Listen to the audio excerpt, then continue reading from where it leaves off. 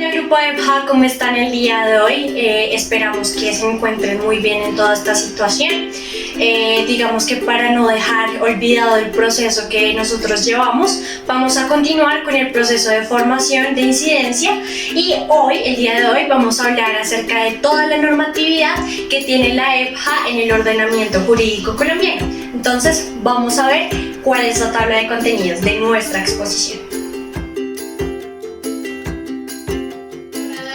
Un orden a la exposición en este proceso de formación que traemos. Nuestro contenido va a ser el siguiente. Entonces, primero vamos a tratar sobre el ordenamiento jurídico colombiano. En un segundo momento vamos a hablar de los derechos fundamentales y en específico el derecho a la educación, en cuál se inscribe, cómo se inscribe, y un tercer momento que tiene que ver con la normativa de la EPJA en Colombia, tanto a nivel internacional como a nivel nacional. Para explicar nuestro primer objetivo de qué es el ordenamiento jurídico, vamos a explicarlo a través de una pirámide. Es una pirámide invertida que lo que significa es que entre más arriba esté, más exigibles se hacen todas estas normas que regulan el comportamiento en nuestra sociedad.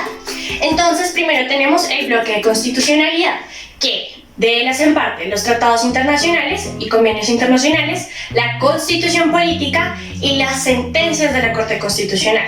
Es decir, lo que diga la Corte Constitucional sobre la constitución política y las demás, digamos, que normas del ordenamiento jurídico, también hace parte de ese bloque de constitucionalidad y tiene rango y jerarquía de constitución política.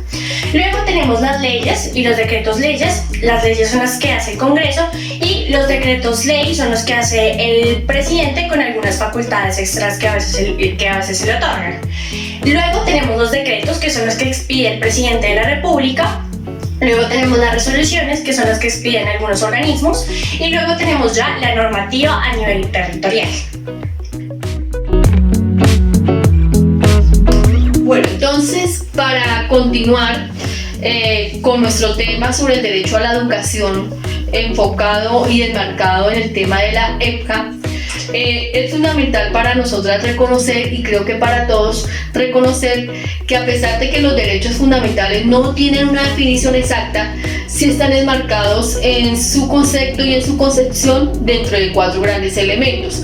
Uno, que pues tienen que darse dentro de una sociedad democrática, tienen que ser producto de unos acuerdos políticos. Los derechos fundamentales son intrínsecas sus características. Otro, pues de la esencialidad, lo que corresponde a la esencia del ser humano, y finalmente la protección y la garantía que cubre este derecho fundamental.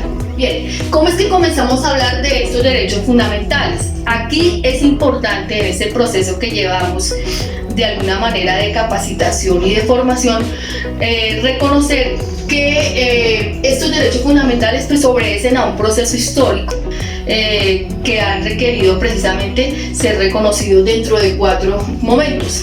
Hubo un primer momento que se llamó de la positivización, y que corresponde como a esa necesidad y a ese reconocimiento de los derechos fundamentales. Un segundo momento, entonces, en ese proceso de positivización, pues se da una generalización de los derechos. Entonces, en unas sociedades democráticas se supone pues que hay unos derechos fundamentales, pero esto hizo que se generara también un proceso de exclusión que definitivamente tenía que seguir su hilo histórico, y en esa generalización pues quedaron muchas poblaciones por fuera, especialmente los niños, los sectores en condición de discapacidad, las mujeres, fueron quedando por fuera en esa generalización, ya que pues eran unos rangos de reconocimiento de ese derecho, por ejemplo, ser ciudadano, ser mayor de 18 años, ser blanco, cumplir como con unas condiciones sociales que lo inscribieran dentro de esa generalización. Entonces, en ese proceso de los derechos, de la historia de los derechos fundamentales, viene un tercer momento. Y ahí si empezamos a hablar de derechos fundamentales, quiere decir, listo, se reconoce que las sociedades democráticas, las sociedades en el mundo tienen unos derechos fundamentales, que el ser humano tiene unos derechos fundamentales, pero que derechos pues tienen que saltar un último punto, que es empezar a especificar en unas sociedades de clase, en una sociedad donde sabemos que existen diferentes grupos humanos, reconocer y especificar pues sus derechos en el rango precisamente de esas características de esos grupos internos poblacionales dentro de cada país. Continuando con nuestro hilo histórico de los derechos fundamentales, tenemos que reconocer también otro elemento, y es que existen diversas interpretaciones que han colocado a ese paquete de derechos fundamentales en derechos de primera, de segunda y de tercera generación. Los de primera generación, que obedecen al momento histórico también, correspondían a los derechos civiles y políticos. Los derechos de segunda generación son los derechos económicos, sociales y culturales y ambientales, los DESCA, y los derechos de tercera generación, que son los derechos colectivos. Esta interpretación de clasificarla por generaciones es un error. Pero ¿por qué tenemos que recogerlos aquí? Porque el Estado colombiano, en 1991, cuando se crea la nueva Constitución Política de Colombia, pues adopta del gobierno norteamericano y de las orientaciones del gobierno norteamericano esta interpretación y esta clasificación. Entonces, ¿por qué razón? Porque en su momento, tanto los de segunda como de tercera generación requerían de mayor inversión del Estado. Entonces, esta clasificación en un momento dado pues obedecía a esos intereses de inversión del Estado. Pero hoy los derechos fundamentales son un solo grupo, es un solo bloque de derechos fundamentales que tienen que ser reconocidos por el Estado colombiano, y que por lo tanto en esa perspectiva tenemos que seguirlos mirando. Como lo más importante de los derechos fundamentales no es el hecho de saber que lo tengo, sino saber cómo lo puedo defender, vamos a ver cuáles son las herramientas para defender mi derecho humano a la educación. Primero tenemos la acción de tutela. Digamos que la acción de tutela protege el derecho a la educación desde un punto individual. ¿De qué manera? El derecho humano a la educación está contemplado en el ordenamiento jurídico colombiano como un derecho de segunda generación. Es decir, los derechos de segunda generación en el Estado colombiano, para ser protegidos por la acción de tutela como derecho fundamental individual mío, necesitan tres condiciones. Primera, que se esté en una faceta de defensa. Es decir, que el derecho a la educación yo ya lo tuve que haber adquirido antes, alguien me vino a vulnerar mi derecho a la educación, y ahí sí el Estado colombiano, cuando yo estoy en faceta de defensa de lo que yo ya tenía, es decir, mi derecho a la educación, es cuando me reconoce el derecho y me lo tutela. El segundo caso es cuando hay una transmutación. ¿Qué quiere decir que haya una transmutación? Que una ley me otorga a mí el derecho humano a la educación como un derecho subjetivo, es decir, que ya es mío y lo puedo convertir como un derecho de primera generación. Luego está la debilidad manifiesta, o sea, el Estado colombiano me reconoce a mí la acción de tutela para proteger mi derecho humano a la educación cuando estoy en debilidad manifiesta, sea menor de edad, una persona en condición de discapacidad, o estoy en subordinación. ¿Sí? Entonces, estos son los únicos casos en los que yo puedo proteger por acción de tutela mi derecho fundamental a la educación dentro del Estado colombiano. Luego está el derecho de petición, que digamos que en el proceso para hacer la acción de tutela primero tuve que haber recurrido a este derecho, que es básicamente pedirle a la autoridad que está vulnerando mi derecho que por favor deje de hacerlo. ¿Qué es la acción de cumplimiento?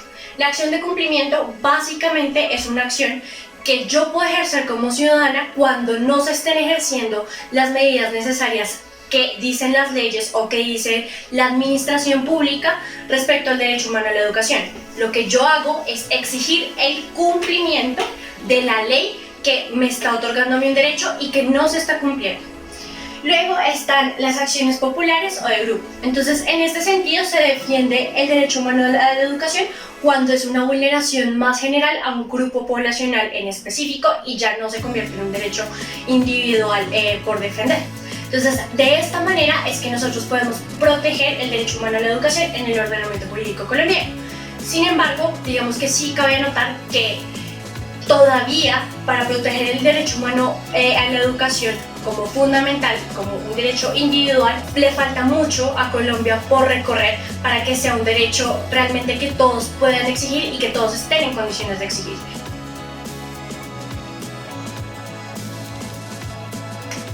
Listo. Ahora sí, aterrizando al punto central de esta exposición, vamos a ver cuáles son las normativas de la EPJA, tanto a nivel nacional como a nivel internacional, digamos que involucran a Colombia. En el punto de vista internacional vamos a ver cuáles son esas normativas que hay en el hard law, es decir, aquellos tratados y convenios que involucran y son obligatorios para el Estado colombiano de cumplir, y en el soft law, que digamos que no hay tanta coacción por parte del Estado de cumplir, pero que igual se comprometió y tiene que seguir cumpliendo. También vamos a ver cuál es la normativa a nivel nacional. En ese caso vamos a ver cómo está regulado el tema de la educación en la Constitución Nacional. También vamos a ver qué ha dicho la Corte Constitucional respecto a la educación de personas jóvenes y adultas. Vamos a ver qué dicen las leyes, vamos a ver qué dicen los decretos, y también vamos a ver unas directivas y circulares sobre el derecho humano a la educación con perspectiva de la educación de personas jóvenes y adultas. Listo. Dentro de la normativa internacional tenemos que analizar el hard law y el soft law. El hard law son aquellos tratados y convenios internacionales por los cuales el Estado colombiano se encuentra vinculado formalmente. Es decir, hay cierto nivel de coacción para el cumplimiento de estos tratados. Estos tratados y convenios internacionales, como lo vimos anteriormente, hacen parte del bloque de constitucionalidad, es decir, que tienen el rango de constitución política. Dentro de los tratados y convenios internacionales del hard law, es decir, dentro de los que el Estado formalmente se vinculó y que hacen parte para nosotros de la Constitución política, dentro del grupo de EPJA encontramos primero la Convención Americana sobre los Derechos Humanos de San José de Costa Rica de noviembre de 1969. Esta convención expresa el acuerdo internacional sobre el reconocimiento y protección de los derechos humanos de todas las personas desde una perspectiva integral, sin distinción de raza, credo, género, lengua o cualquier otra condición. Luego, dentro del hard law, también tenemos el protocolo adicional a la Convención Americana de Derechos Humanos sobre los DESC, que es el protocolo de San Salvador, que en el artículo 13 promulga el derecho a la educación de toda persona, precisando que sus fines son el desarrollo de la personalidad humana, la dignidad, el respeto a los derechos humanos, las libertades, la justicia y la paz. La realización del derecho humano a la educación implica la asequibilidad en todos los niveles. Luego, dentro del hard law, también tenemos el Pacto Internacional de Derechos Económicos, Sociales y Culturales de diciembre de 1966. Este dice que aún en tiempos de restricciones económicas graves, los estados deben proteger los derechos de los más vulnerables, entre estos el derecho humano a la educación, con programas a bajo costo. Luego está el convenio 169 de la OIT, relativo a los pueblos indígenas, tribales y en los países independientes. Dice que es necesaria la protección de los derechos de los pueblos indígenas debido a las condiciones de discriminación y presiones que son objeto de sus territorios por actividades relacionadas con el modelo de desarrollo. Luego tenemos la Convención sobre todas las formas de discriminación contra la mujer, que reconoce la situación de discriminación en todas las esferas sociales para las mujeres y promueve la garantía de sus derechos como factor de igualdad y paz. Este lo tenemos que tener muy en cuenta, sobre todo para el caso que nosotros ya venimos analizando de la situación de la mujer en condición penitenciaria. Y luego tenemos la Convención de Naciones Unidas sobre los Derechos de las Personas con Discapacidad de marzo de 2007, que desarrolla el derecho que tienen las personas con discapacidad, sin importar su edad, a acceder a un sistema educativo inclusivo en todos sus niveles y modalidades y a no ser excluidos de la educación en razón a su discapacidad. Listo.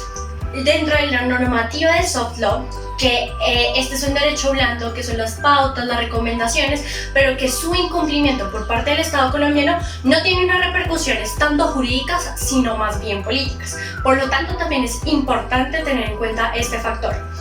Dentro de esta normatividad del soft law tenemos a la Conferencia Internacional de Educación de Adultos, que es la Confitea de la UNESCO, y algunas experiencias de países latinoamericanos que estructuran políticas, estrategias, proyectos y apuestas para erradicar el analfabetismo y ofrecer una educación para personas jóvenes y adultos en calidad y pertinencia. La última de estas conferencias fue realizada en Belén, Brasil, en 2009. Y los países allí participantes aprobaron el marco de acción de Belén, el cual se acordó realizar progresos en 6 áreas claves para la alfabetización y la educación de adultos. Primero, política; segundo, gobernanza; tercero, financiación; cuarto, participación; quinto, inclusión y equidad, y así como calidad. Bueno, dentro de la normativa nacional, entonces tenemos que inscribirla dentro de lo que es la Constitución Política de Colombia, y allí especialmente lo que tiene que ver con sus artículos 67 y 68. Esta normativa pues constituye la base constitucional sobre la cual se reconoce el derecho a la educación como un servicio público que tiene el Estado, y la obligatoriedad de este mismo frente al tema de la erradicación del analfabetismo y la educación de personas con limitaciones tanto físicas como mentales, o también de excepcionalidad. Me voy a apreciar leer una parte de este artículo 67 fundamentalmente, que tiene que ver con la educación es un derecho de la persona y un servicio público que tiene una función social. Con ella se busca el acceso al conocimiento, a la ciencia y a la técnica, y a los demás bienes y valores de la cultura. Entonces, la educación como derecho fundamental. El Estado, la sociedad y la familia son responsables de la educación, que será obligatoria entre los 5 y los 15 años de edad, y que comprenderá como mínimo 1 año de preescolar y 9 de educación básica. Por su extensión no lo leo más, y por tiempo para no extenderme mucho. Sin embargo, este artículo 67 es fundamental que lo conozcamos para poder seguir dando el debate de cómo vamos a incidir frente a ese derecho a la educación de jóvenes y adultos. Bien, y el artículo 68 fundamentalmente pues recoge frente al manejo de la educación como derecho, pero también desde la educación privada como un servicio que pueden prestar los privados, y sobre los cuales pues también la Constitución les ampara la posibilidad de funcionar como la educación como un servicio. Bueno, luego tenemos las sentencias de la Corte Constitucional que han hablado de la educación de personas jóvenes y adultas. Primero hay que hacer hincapié en qué es la Corte Constitucional. Mínimamente hace parte de la rama judicial. Acuérdense que el Estado divide sus poderes en ejecutivo, legislativo y judicial. La Corte Constitucional hace parte de la rama judicial, es el máximo órgano para proteger la constitución política. La Corte Constitucional emite sentencias, tanto de tutela como de constitucionalidad. Las sentencias de tutela son cuando las personas presentan sus acciones de tutela y la Corte Constitucional las revisa. No revisa todas las sentencias de tutela, pero sí revisa las más importantes.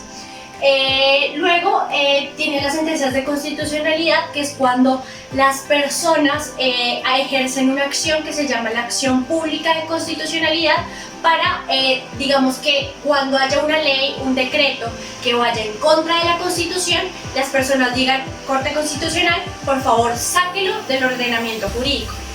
Listo. Entonces, la mayoría de sentencias que han habido respecto de la educación de personas jóvenes y adultos son sentencias de tutela, es decir, de personas que les vulneraron su derecho fundamental a la educación y fueron a la justicia para que se lo reconocieran y para que se los defendieran. En ese caso, tenemos la sentencia T-428 de 2012, que reconoce la aplicación de los principios de progresividad y su contrario, prohibición de regresividad, para garantizar la efectividad del derecho a la educación de jóvenes y adultos, y señala que cualquier medida estatal regresiva en la prestación del servicio educativo se presume inconstitucional. ¿Qué quiere decir esto? Hay un principio que se llama progresividad de los derechos económicos, sociales y culturales. Es decir, que si yo como Estado ya di un paso para el reconocimiento de los derechos a la educación de las personas de la educación jóvenes y adultas, yo ya no me puedo echar para atrás. Y que todo acto que haga que yo me eche para atrás se presume que va en contra de la Constitución. Luego tenemos la sentencia T-546 de 2013, que señala que el sistema de educación para personas jóvenes y adultas debe cumplir con los criterios de adaptabilidad, pertinencia en cuanto a las condiciones socioeconómicas de los beneficiarios, con el fin de hacer efectivo el goce del derecho fundamental. Es decir, se tienen que tener en cuenta todas las condiciones de la persona y se tienen que garantizar no solo el acceso, sino también la permanencia de las personas de educación de personas jóvenes y adultas. Luego tenemos la sentencia T-755 de 2015, que dice que se dispone ante circunstancias excepcionalísimas y especiales como maternidad adolescente, se puede permitir a jóvenes menores de edad el acceso al servicio de educación dirigido a personas adultas. También está la sentencia T-592 del 2015, que enseña que la garantía del derecho a la educación no puede restringirse por razones de orden social, económico o cultural, de tal motivo que el sistema educativo debe flexibilizar su funcionamiento con el objetivo de garantizar el acceso y permanencia en el mismo. Y también está la sentencia T-008 de 2016, que reitera el componente de adaptabilidad que debe caracterizar al sistema de educación dirigido a jóvenes y adultos. Es decir, que de cierta manera también la Corte Constitucional señala que se deben generar, digamos que ciertas condiciones de adaptación de la persona joven y adulta al sistema educativo para que no les sea tan difícil poder acceder al mismo. Sin embargo, este también es un asunto de análisis que debemos tratar también en nuestros futuros encuentros. Y bueno, también tenemos la sentencia C-376 de 2010 de la Corte Constitucional. Esta fue una sentencia que específicamente ganó la Coalición Colombiana por el Derecho a la Educación, que fue de una acción de inconstitucionalidad contra la Ley 115 de 1994, por la cual se expide la Ley General de Educación. Entonces, las obligaciones del Estado colombiano en materia de garantía del derecho a la educación, el carácter fundamental del derecho a la educación para los menores de edad y el establecimiento de la gratuidad como obligación inequívoca y de exigibilidad inmediata respecto de la educación primaria. Entonces, digamos que esto también es un análisis que también se ha hecho desde la Coalición Colombiana por el Derecho a la Educación, de la importancia de la calidad de la educación y también como bandera que debemos usar para futuras proyecciones de este encuentro. Dentro de esta normativa nacional, entonces tenemos las leyes sobre EUCA y en general las leyes que son creadas por el Congreso de la República.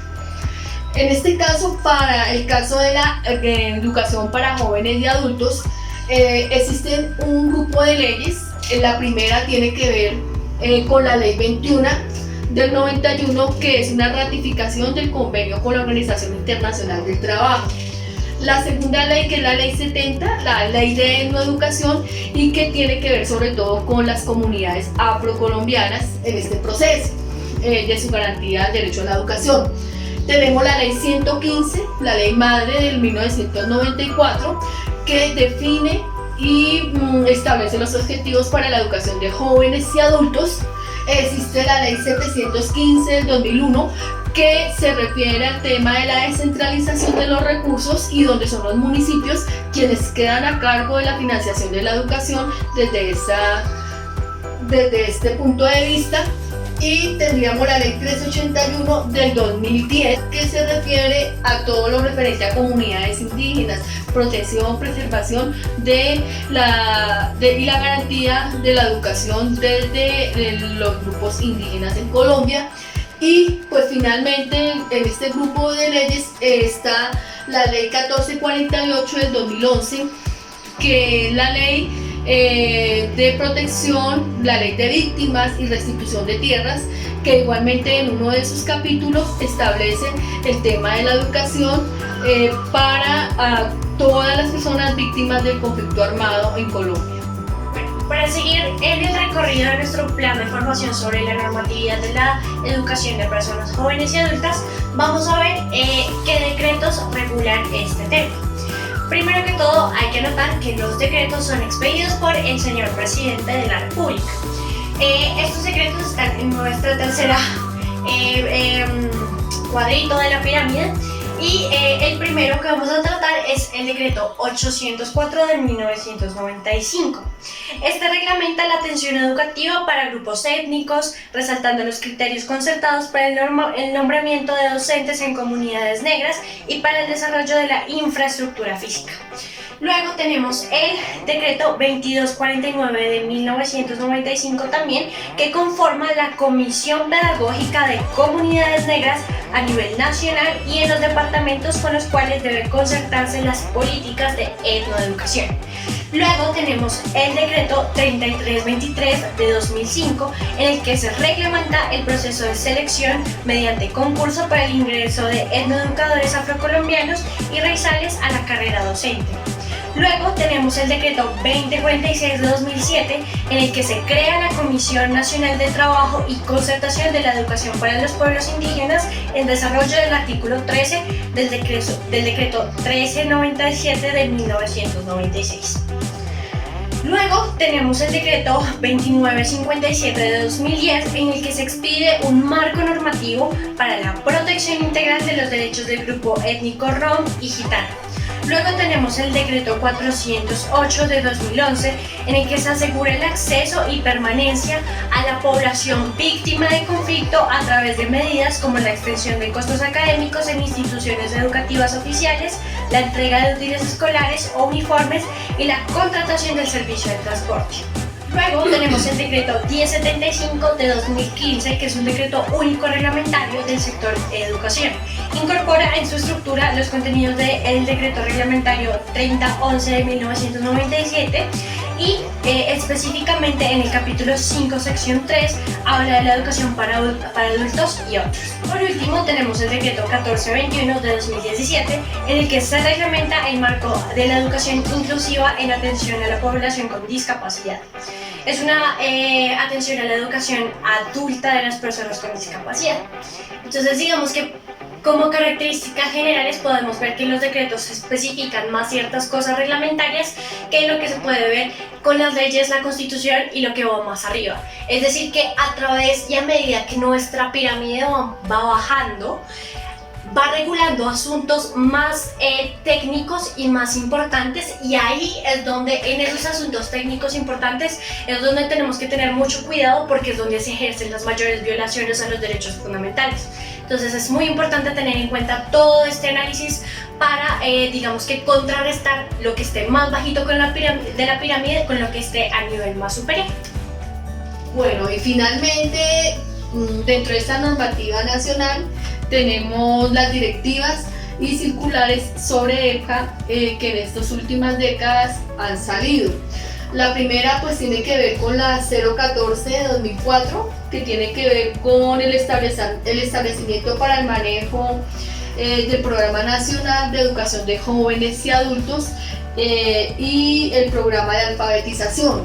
Encontramos la Directiva Presidencial 1 del 2010, que establece el mecanismo para las consultas previas que pueden establecer las comunidades indígenas y afrocolombianas. Y finalmente una circular ministerial, la 007 de 2008, que me parece que es importante, y de ahí pues se han hablado de los tales modelos flexibles. Por eso me precio finalmente a leerla. Dice así esta circular: define los mecanismos para financiar la capacitación, seguimiento, dotación de materiales y la remuneración de docentes con recursos del Sistema General de Participaciones, cuando se atiende la población de ciclo 2 en adelante, mediante la contratación de modelos educativos flexibles. También precisa las estrategias para dar continuidad a los estudiantes en los CLEI 1, 2, 3, 4, 5 y 6 definidos en el artículo 21 del decreto 1075 de 2015.